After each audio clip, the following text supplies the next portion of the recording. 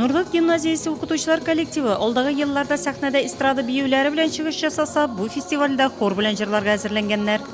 Безнең быелгы репертуарыбыз Нурлат темасына кагылышлы, чөнки районыбызда үткәрелә торган чараның да темасы үзебезнең Нурлат шәһәребезнең 110 еллыгына багышланган.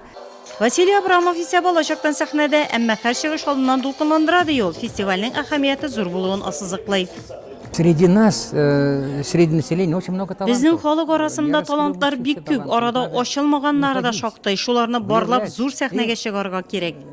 Выставить на сцену. От имени главы Нурлатского муниципального района Фестивальдә шәһәр предприятие оешмалар һәм учреждениеләренә дипломнар тапшырылды. Нурлат районы талантларга бай, елның-елы чыгыш ясаучылар саны арта.